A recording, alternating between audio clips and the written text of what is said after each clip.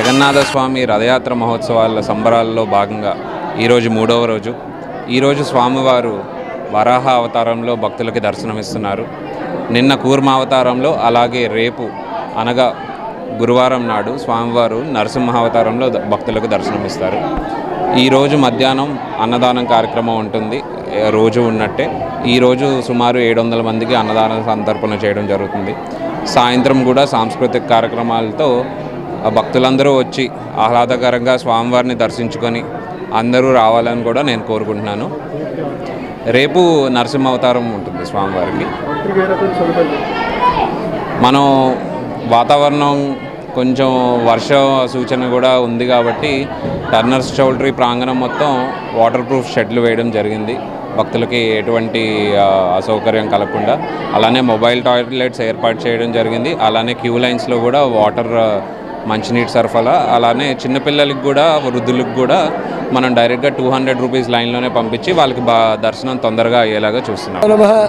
జ్ఞానానందమయం దేవనర్మలస్ఫటికాధారం సర్వజ్ఞానం అయగ్రీవోపాస్మహే శ్రీలక్ష్మీ వల్లభార్మికనో సముద్రస్పురాచారం వందే గురుం పరంపరాం. శ్రీ గురుభ్యో నమః.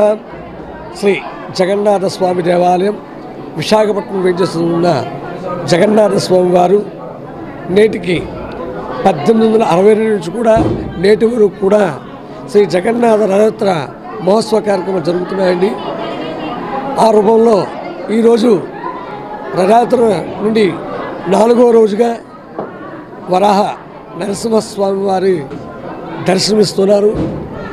మొన్నటి రోజుని మత్స్యావతారం, నేటి రోజుని కూర్మావతారం, ఈరోజు వరాహావతారంలో స్వామివారు దర్శనమిస్తున్నారండి. కావున భక్తులు 50 మంది కూడా ఈ వరాహ స్వామి దర్శనం చేసుకొని భూదోషం అంటే ఎవరైనా ఇళ్ళ కొనుక్కోలేని వారు దోషమే ఉంటే స్వామివారు దర్శనం చేసుకుంటే వారికి ఈ యొక్క ఇల్లు సంప్రాప్తి అవుతుందని చిన్న ఉపసూచిక పురాణాలను చెప్తుంది వరాహస్వామి దర్శనం చేసుకోవడం.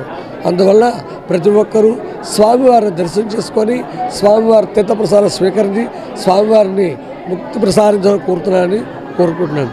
Hi viewers, Vizag vision channel ని సబ్స్క్రైబ్ చేసుకోండి. మా ఛానల్ అందిస్తున్న జాతీయ అంతర్జాతీయ స్థాయి వార్తా విశేషాలు, నోటిఫికేషన్స్ కోసం ఇక్కడ కనిపిస్తున్న బెల్ ఐకాన్ ని క్లిక్ చేయండి.